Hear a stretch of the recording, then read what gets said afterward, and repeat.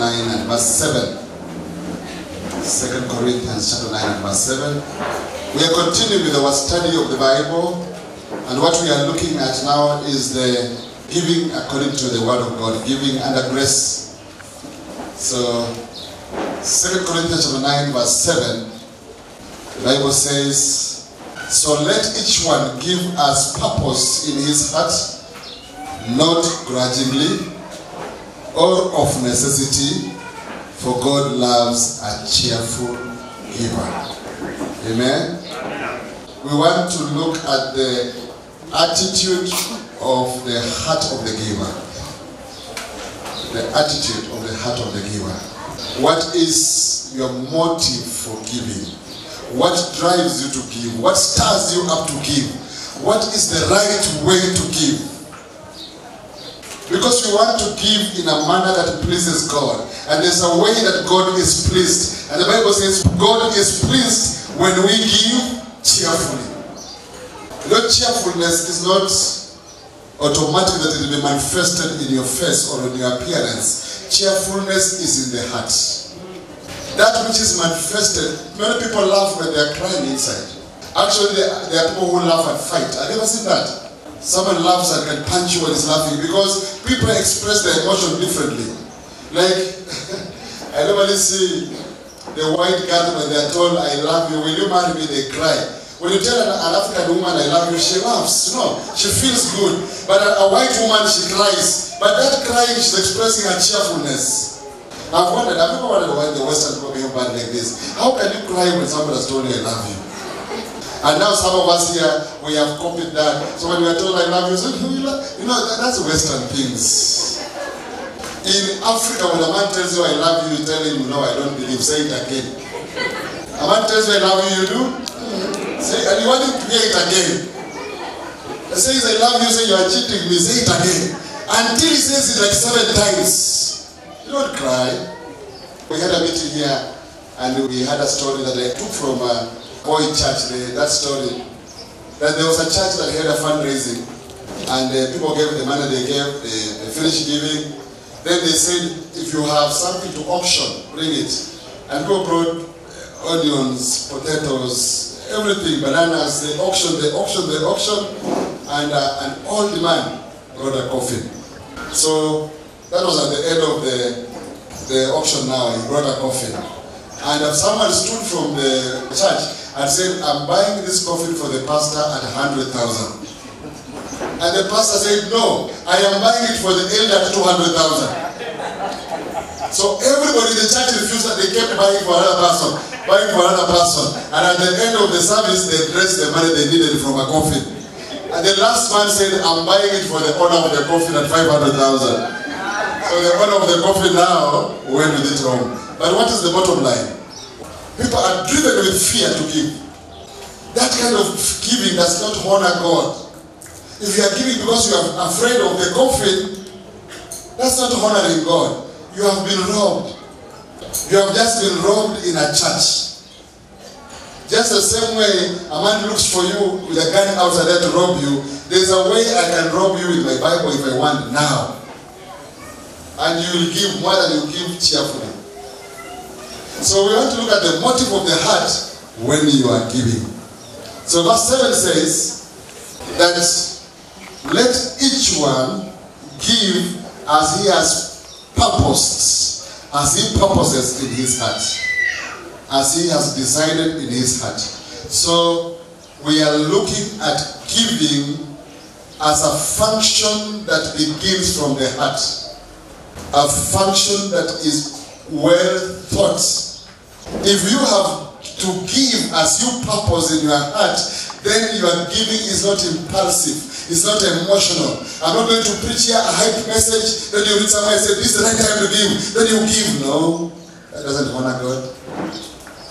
Giving is something you plan, you think about. You live your life knowing that I am a giver, and when I'm going to the church, I need to give, and I'm deciding in my heart that out of the supply that God has given me, this is what I'm going to return to Him for the purpose of dominating the earth.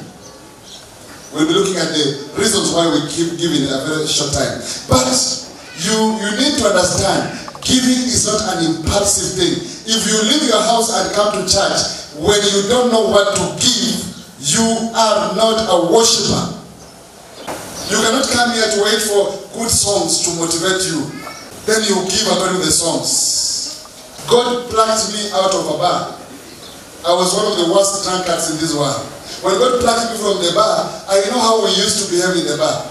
You can go with your suit and tie and sit down and say, I want to take my 2 beers and go home. You will leave there in the morning because the music becomes nice, the beer becomes sweet, everything starts motivating you to stay more, to buy more. Even the girls who didn't look good before you had taken beer, they look so beautiful after you have taken beer. So you in the bar you are motivated to stay more and to do more because that's how the world works on you. And when we come in the church, we bring the same mentality in the church. We want to be motivated to serve God. Serving God is a mental attitude. You must have an attitude of worship, an attitude of gratefulness.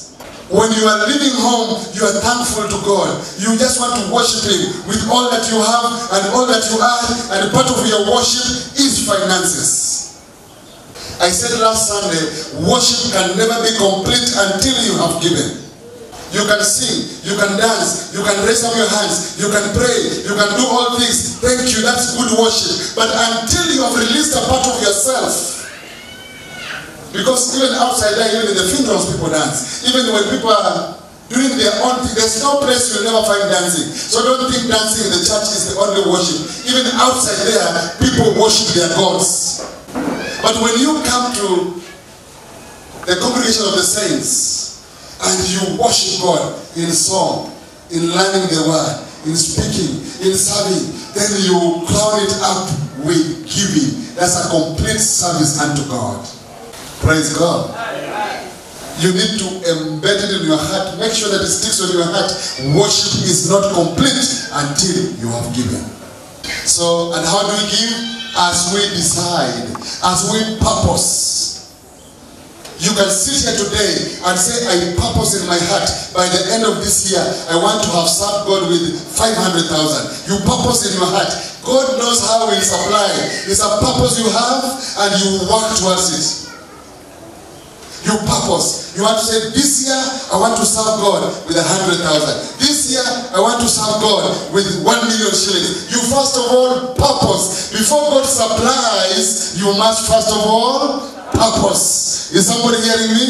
Yeah. If you are listening, say amen. Yeah. If you don't do that, you will listen to the message. If the message touches you in the wrong way, you say, I can't give, I'll go home with my money. Because that's an impulsive giving. That does not honor God. You know, most people come to church without knowing what they'll give. Then they reject, oh, time of giving. They call their child there, run to the supermarket, bring change. You leave your house not knowing that you will worship God with your finances. In the law, you could not do that.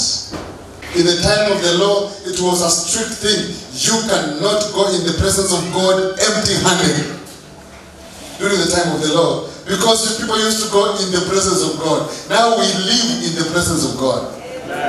We walk in the presence of God. We don't go to the presence of God anymore. We carry the presence of God. Now if the people of the Old Testament could not go in the presence of God empty-handed, how much more you who lives in the presence of God? Let's see if I can get that passage. Let's go to Acts chapter 17. Acts chapter 17.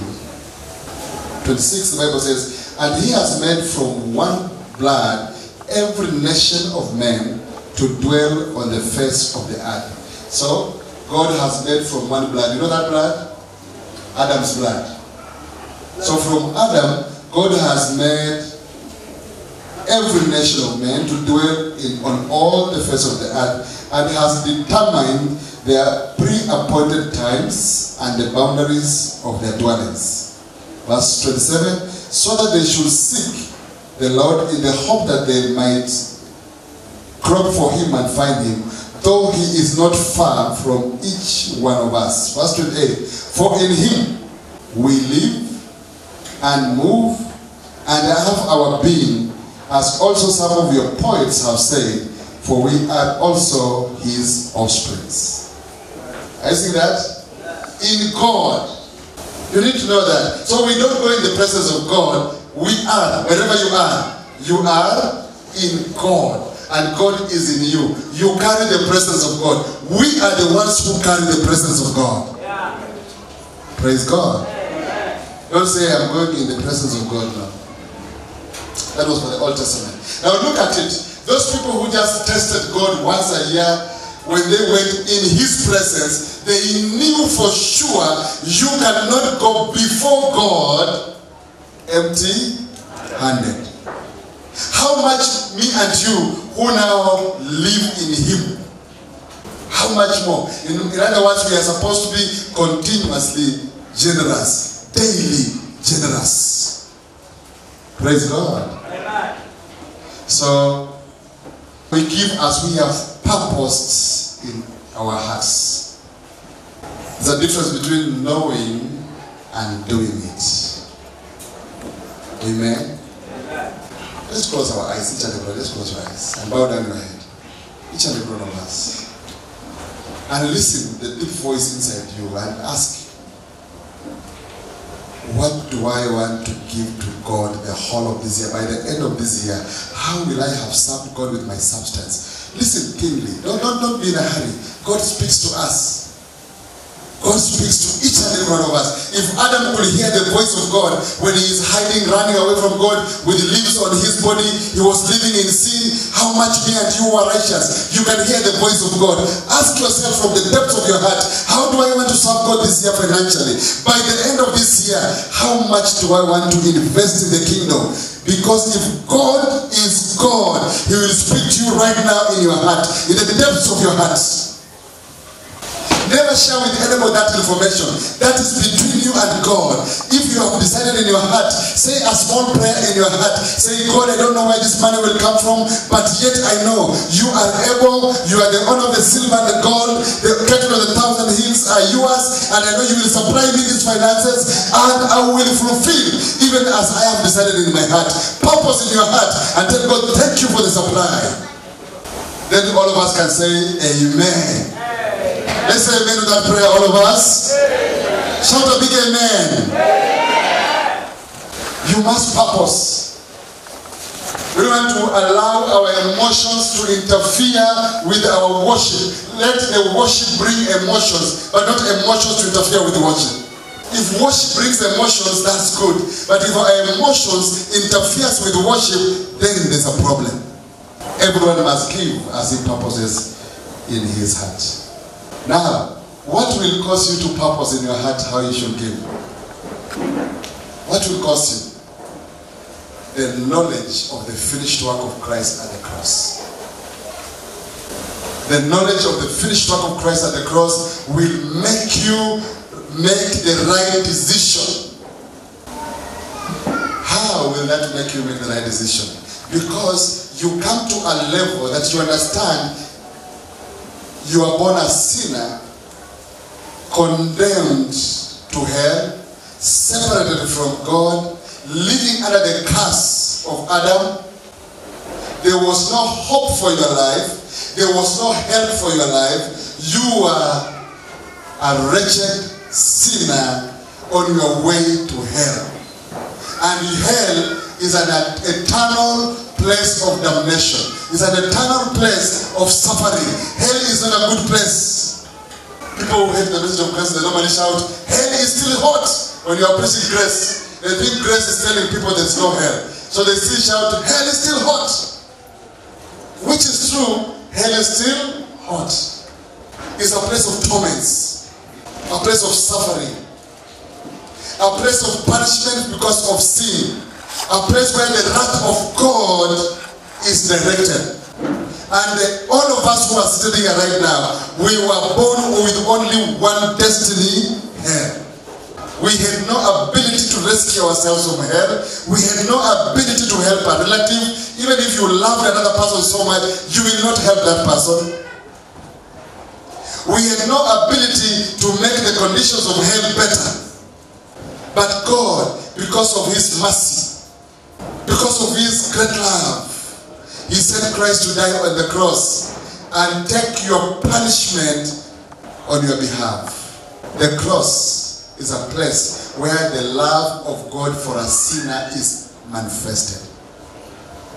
The cross is a place where there is an exhibition of the love of God for the undeserving sinners destined for hell. God is loving the unlovable. When God sent Christ to die for us on the cross, we had nothing worth to be loved about. We were rotten and stinking. We were defiled and corrupted. We were heading to hell, and hell was our eternal destiny.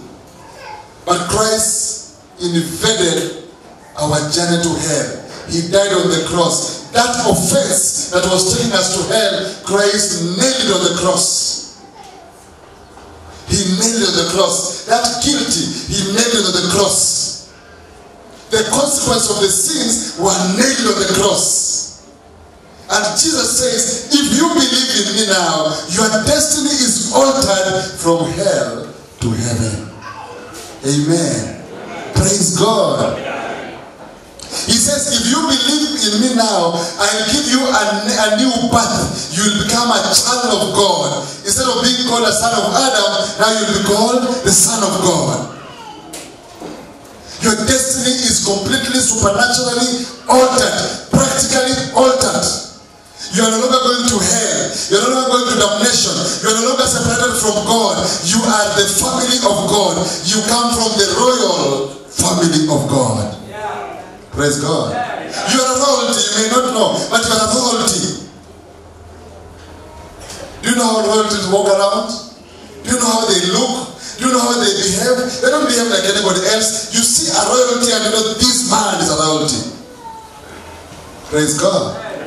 That's why you are called kings and priests. So you come from a royal family. If your father is a royalty, you are a royalty. Amen? And all that happened at the cross. Now, if you understand very well that I was on my way to hell, I was separated from God, and then Christ died on the cross and gave me a new beginning, a new life. He gave me a new destiny. He gave me a new purpose in life at the cross.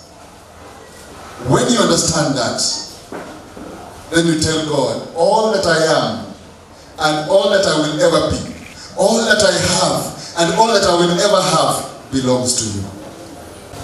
Let me try again. The moment you understand the ramification, the work of the cross, the impact of the work of the cross, then you can tell God, because even the life I have right now is yours. Look at 1 Corinthians chapter 6 verse 19 and 20.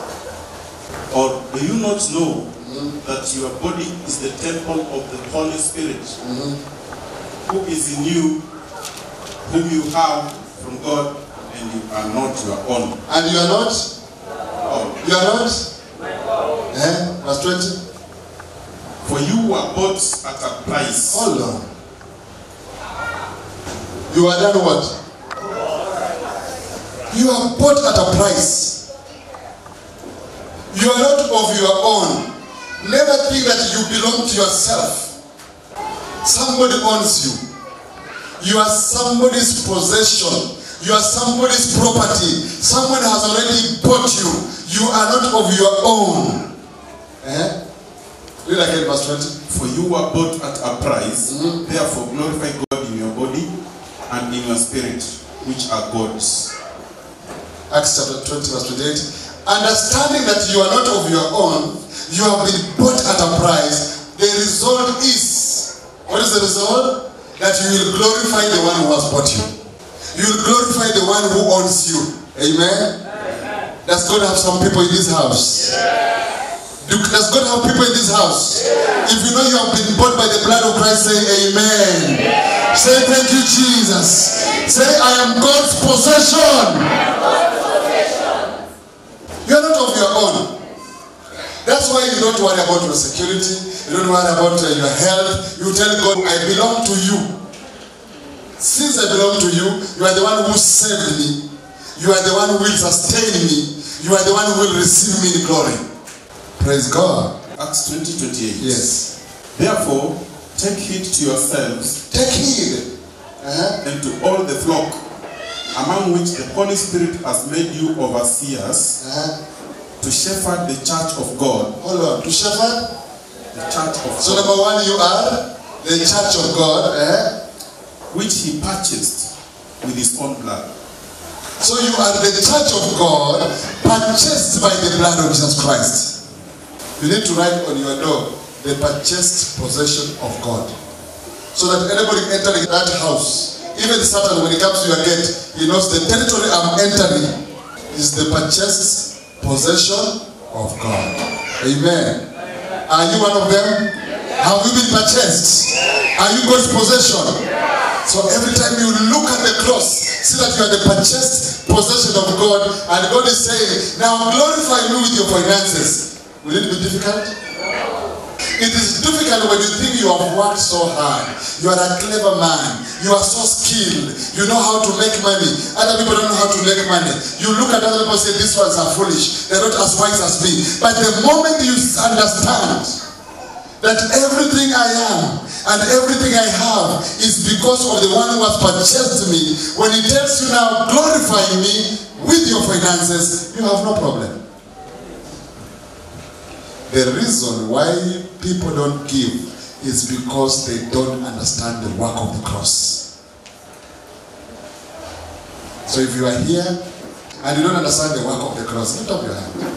So you understand the work of the cross? Yeah. So you are a giver? Yeah. Praise God. Amen.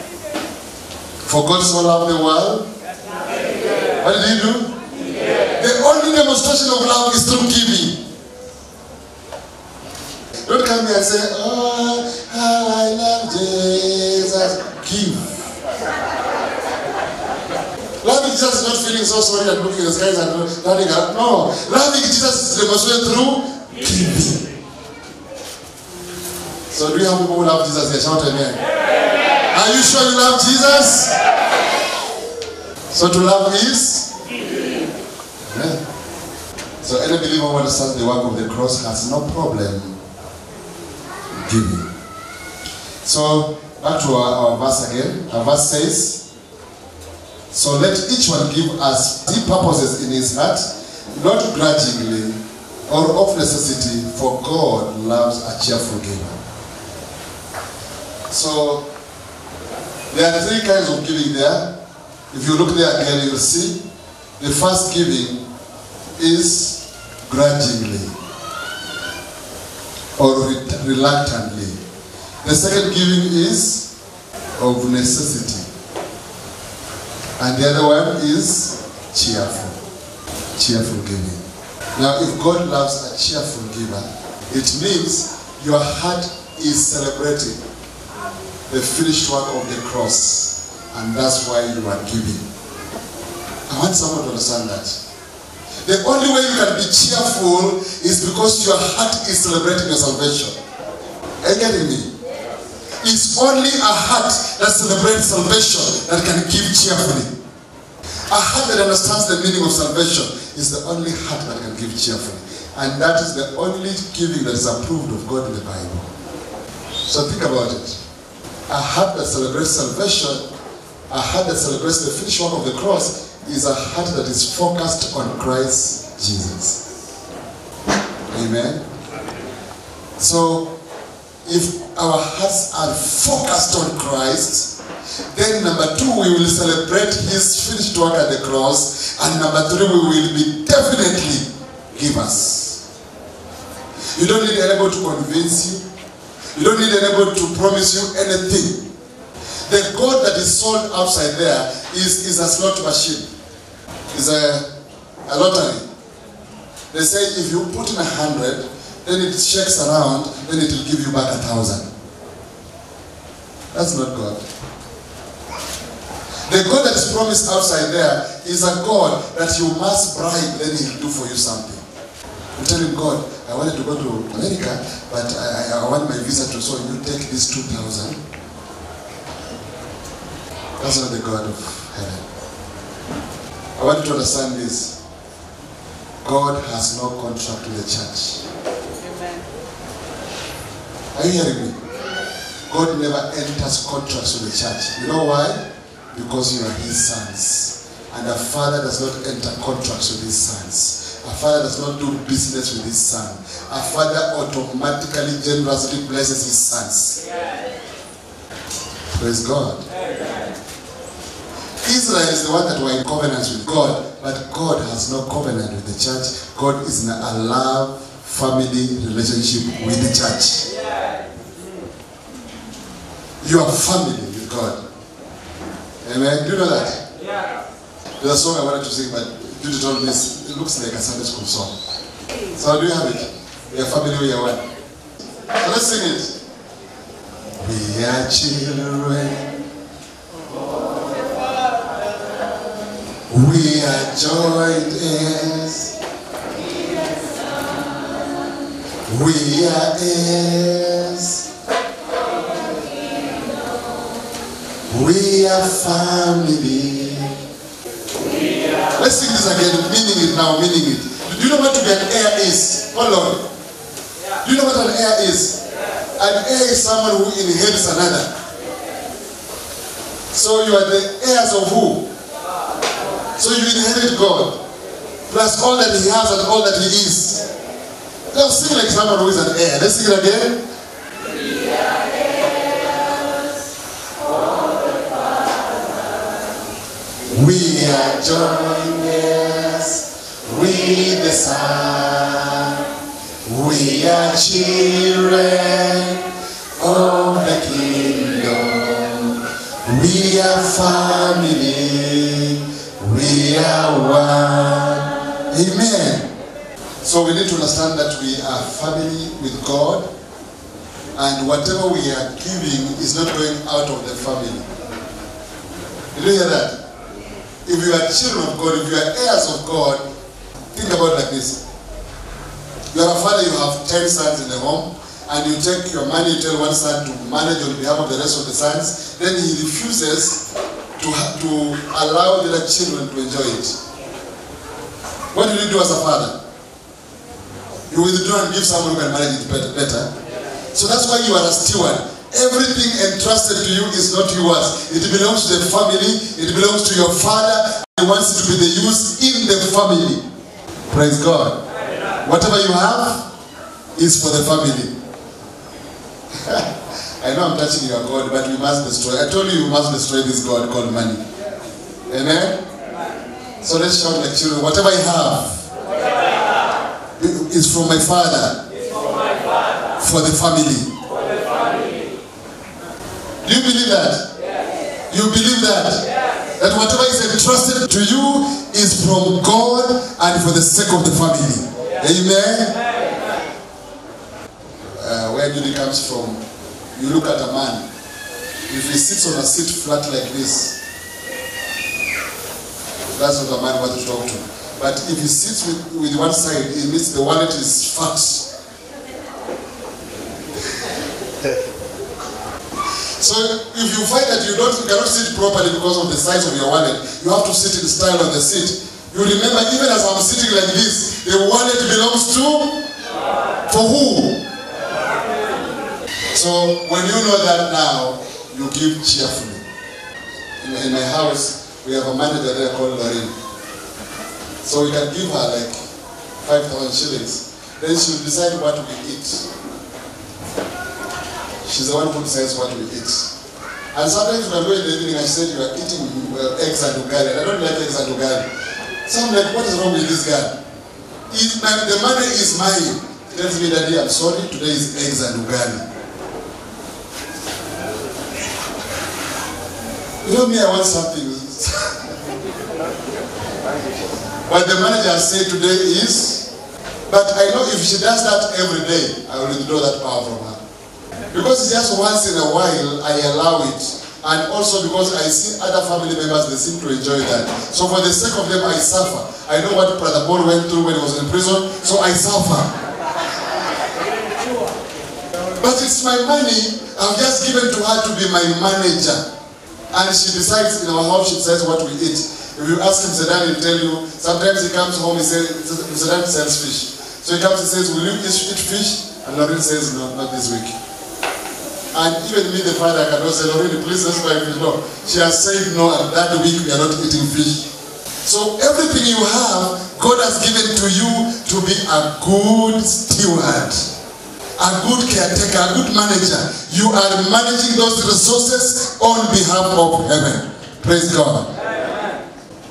So God wants you, when He says give, you give cheerfully. Don't start complaining. I say, can say to you, look at our church, even equipment they don't have. No, you buy them. Who told you don't have equipment? Buy them. Every time you see an area of need in the body of Christ, God is asking you to address it. You may not have the money, but you may have the ability to bring 2-3 brothers together and you address it. Praise God. Is somebody hearing this? We give cheerfully towards the needs of the church. Amen? I'll show you areas of giving later, but let's just say we give cheerfully. Number 2, you can give grudgingly, and that one God doesn't like it. The attitude of your heart may be grudgingly. You may be complaining. You may be giving complaining. You don't want to give. The worst moment for you in church is when they say it's time for giving. That's your worst moment. You're like this now. You check in your pockets, you discover there are notes this way, there are no coins. So you go to the toilet. That's the most sad time for you. Actually, if you look at the church at the time of offering, some people are sad. Before someone was been laughing and enjoying life, now becomes sad because you are touching his God and he doesn't like that. Don't interfere with my finances. You don't know how hard I worked for it. You have no idea how I sweat, what time I wake up in the morning and go to that office, as if you made the office on your own. You are in that office because of God. The very breath you have in your nose is because of God. The strength in your bones and your muscle is from God. Now you want God to understand how you work very hard, how you labor. Do you know I'm selling for my family? That's the saddest moment. And giving is not one of my best topics to teach because I make people sad. That's why you see I'm trying to push in like a joke so that you may become good. Then I teach again, you become sad. I try to push in a joke and you may laugh. There are people who have a heavy heart when they are giving. And this happens mostly when you do things we call fundraisings. You say, now we want to see pastors here. And the pastor comes with the only 1,000 he has, he's complaining, he's annoyed, he's angry with you. But because you have said you want to see pastor, they just come and give, but he's not happy.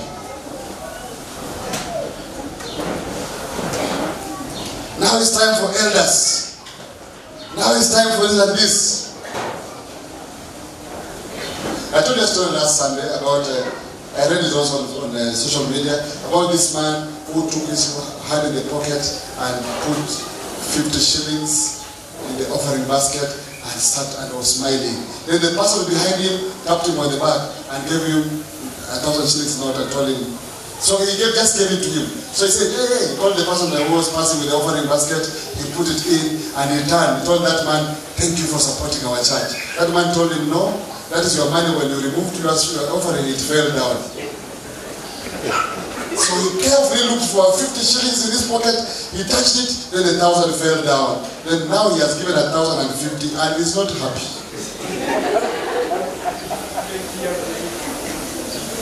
He's not happy. That's why if you are a giver who purposes in his heart, you take an envelope, go home, put your money inside, seal it, come and give. You don't have to think of what to give. No. Pick an envelope, go with it at home. Put your 50 shillings inside, make it straight. You know how you give your 50 shillings, you close it. And don't want even able to, you put it down. There's this story about that if money will talk.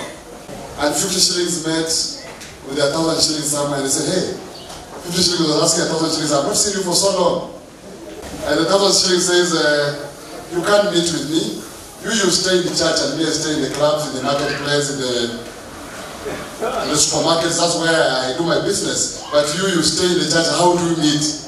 Because 50 shillings is always given in the church. But 1,000 shillings is unleashed in the cheap shop, in the supermarket, in the bar. That's where 1,000 speaks. But 50 shillings speaks from the church.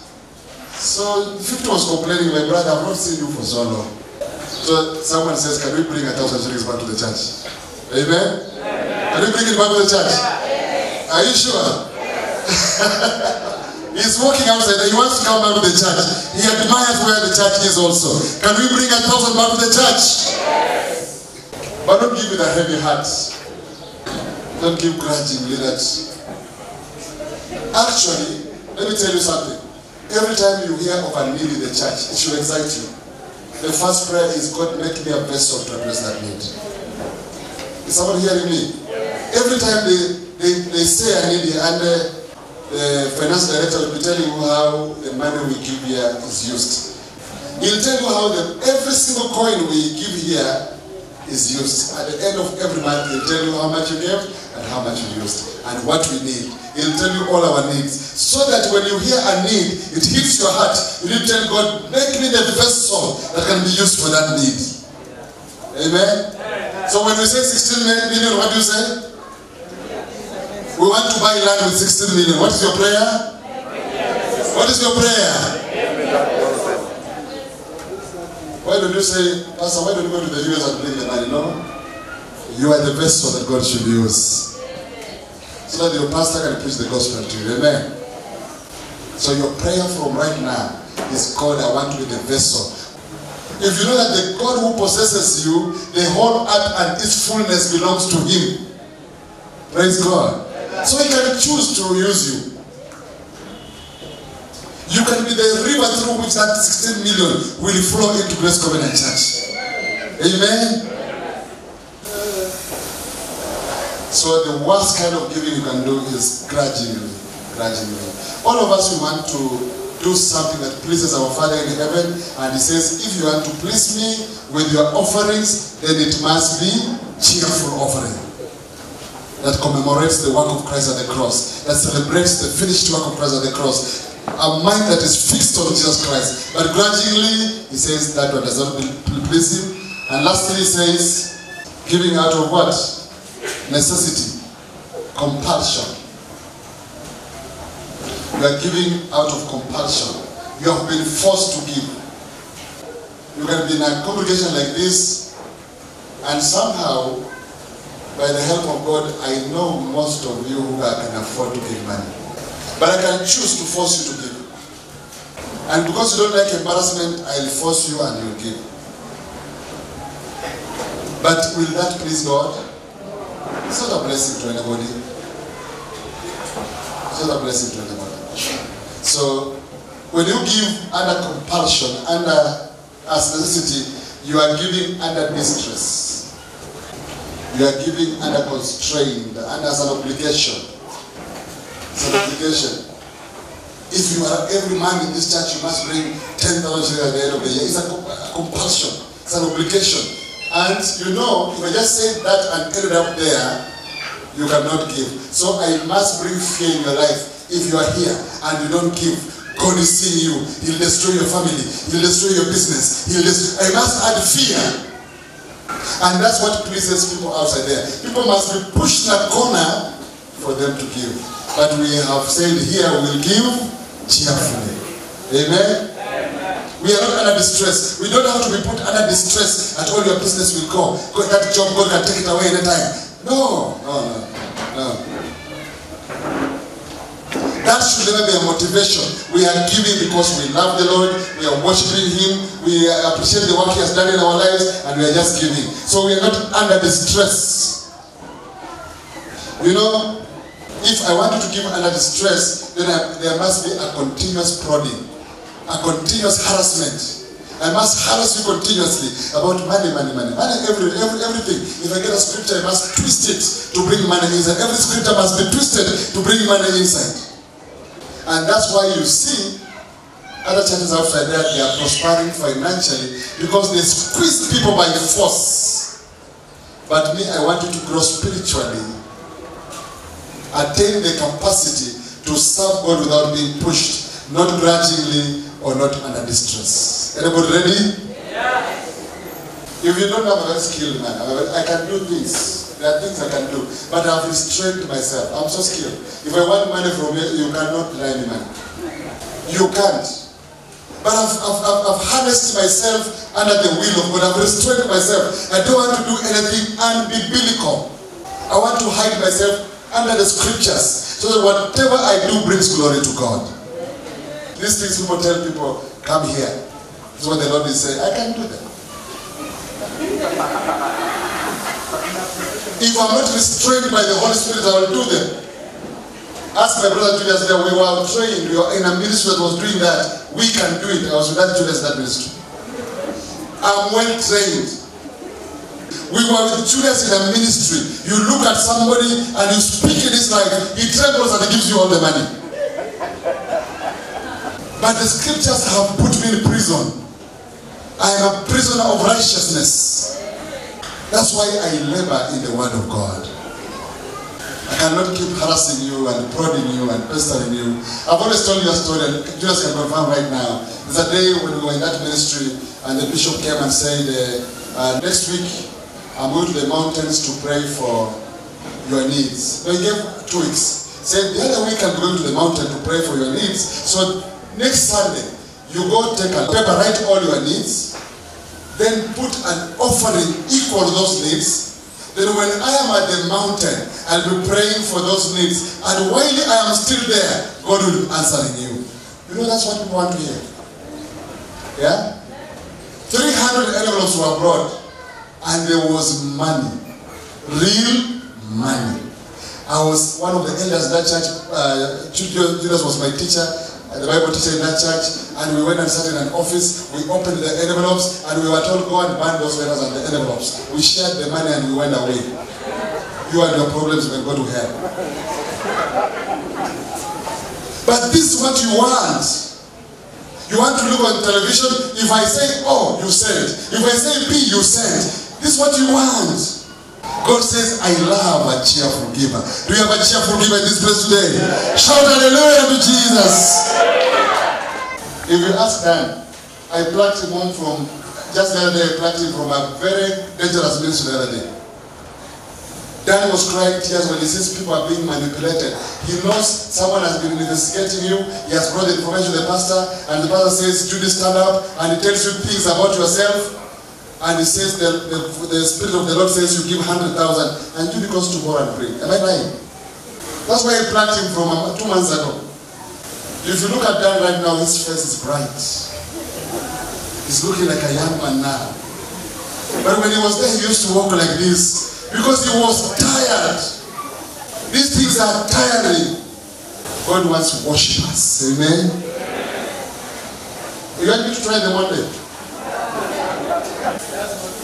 That's not my area. I don't try that. What government do, they put you in a narrow place. There's no place of escape. So the only place of escape they tell you is giving you money. So they make sure that you have no area of escape. You feel pressure on all your side. And the only way to break through is rain.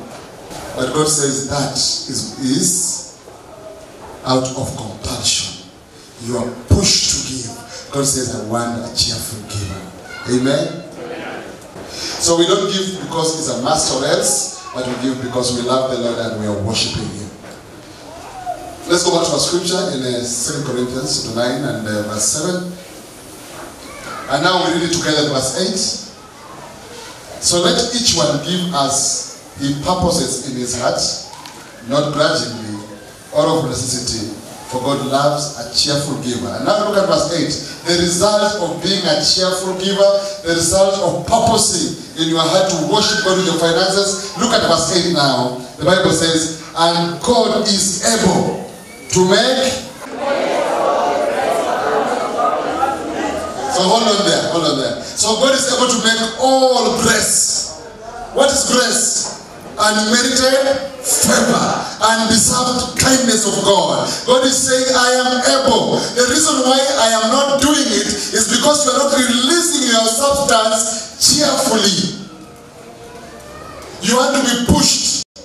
You want to be coerced. You want to be promised things. You want to be forced to give. And when you are forced to give, God says, I'm not involved in that. But when you give cheerfully, God says, I am able. What is He able to do? To cause all grace to come towards you. Imagine favor. You don't have to pray for favor. When you are going for an interview, you don't need favor. When you are looking for promotion, you don't need to pray, I want favor. You just go because you're a cheerful giver and God is able. Everywhere you go, even when you go to look for that tender, you go knowing that I have favor. You don't say I'm praying for favor, no. You walk in favor because you're a cheerful giver. If you're a cheerful giver, the Bible says God is able. And what is God able to do? To make all abound towards you. Do you know the meaning of the word abound? Overflow. If you are forced to give, the basic principles of giving may apply. You may, Bible says, give and shall be given back, then will give back to you. So that principle may apply. But if you want all grace, is somebody hearing me? If you want all favor, that you just walk in favor. You go in places and you're accepted and you wonder, what did I do? Am I so special? How comes I'm being received like this? It's because you're a cheerful giver. God is able. Amen? Let's shout, God is able.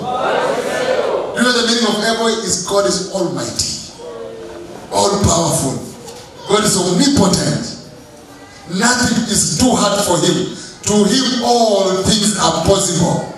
Praise be to God. He talked through Jeremiah and he said in Jeremiah 32 verse 17 and verse 27, he says, there is nothing too hard for me. Nothing. That's the meaning of the word able. When you hear Mary saying, I magnify the Lord, because she looks at her challenge, then looks at the able God, then laughs at her problem, says, I magnify the Lord. Telling the challenge, you may be a problem, but I have a bigger God, a more able God than you. You cannot speak like that unless you're a cheerful giver. Praise God. Amen. So God is able to make all grace abound towards you. That you, how many times? Look at that. How many times? Always. So always you have sufficiency. Always, that word is good. Not sometimes. Whenever there is need in your life, God supplies it always. Did Apostle Paul say that? And my God shall do what? No, you know your Bible, verse 19. Philippians chapter 4, verse 19. And my God, what? How many needs? He is able. He'll make you have all sufficiency. Not being sufficient. Oh boy. You walk in sufficiency. You walk not in need. And in all areas. There's no area of your life that you are. You know that there are things money can buy and there are things money can never buy. If you are thinking of a big house, money can never give you peace in that big house. But if you are a cheerful giver, money can buy you a big house and God is able to give you peace in that house. If you're a cheerful giver, money can buy you a big bed and God will give you sleep in that bed. If you're a cheerful giver, money can give you a wonderful wedding, but God will give you a joyous marriage. All sufficiency. And God is able to make all grace abound towards you, that you always having all sufficiency in all things. So mark those words. Always, all sufficiency in all things. Imagine they are tied on only one thing, a cheerful giver. Look at how much we have forfeited because of being grudgingly in our service, having to be forced to give. Look at how much we have forsaken. All grace, all sufficiency, always, in all things. Tied to one small thing, cheerful giving. Praise God. Cheerful giving. Now look at the last part of that. Let me read the verse again, verse 8. And God is able to make all grace abound towards you, that you always having all sufficiency in all things may have an abundance for every good work. Now, every time you see the word good work, it means the work of the ministry.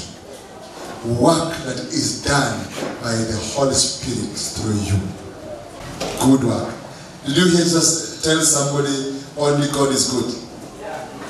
So what God does through you is the only good work. Are you hearing me? For it is God who works in us both to will and to do according to his pleasure.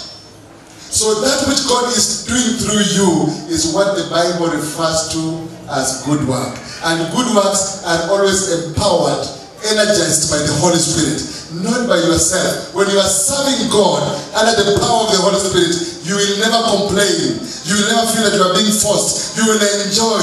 And once you finish, you say, give me more. Ask Caleb. Caleb, the Holy Spirit was upon him. And he told people, Moses called me when I was 40 years old. I am now 80 years old. But I feel the same strength in me. I feel the same power in me. Give me that mountain. Caleb had fought with Moses all through. He had brought the children of Israel in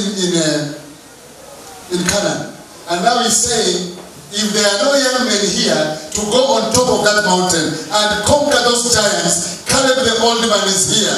And I am as strong as I was 40 years ago. And he said, give me that mountain. Praise God. I am saying you can be a Caleb of this place today. Amen. You can tell God the needs of this church. I want to solve them. I don't want to hear these complaints about equipment. I don't want to hear these complaints about building, the land, everything. God, I feel the strength in me. Give me that mountain cost 16 million. I will bring it down. And Jesus says, if you have faith to face that mountain, call 16 million and tell that mountain, get out of my way, go into the sea. It will obey you. It will be uprooted by the roots and it will go to the sea. Do I have people in this church today? We can't keep crying about needs and we are saying we are heirs of the kingdom. We must live beyond needs. Amen? We want to worship God. We want to spread the gospel. We want to reach Kenya and the world. And we can never do it unless there's somebody here who is saying, give me that mountain. Praise God. Amen. So let's read our scripture again and close now. 2 Corinthians 9, verse 7 and 8 says, let's read it all of us. Are we there? Yes. 2 Corinthians 9, verse 7 and 8. Let's read it.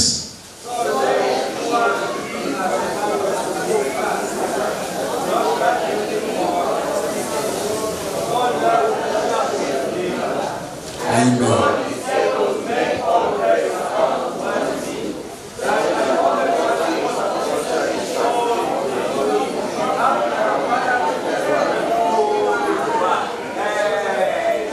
Why don't you give me my mic and say thank you, Jesus. Thank you, Jesus.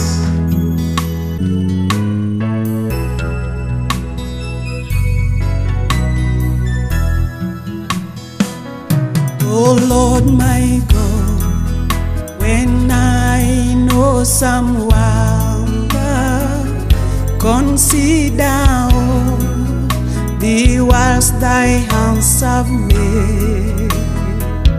I see the stars, I hear the rolling thunder, thy power throughout thy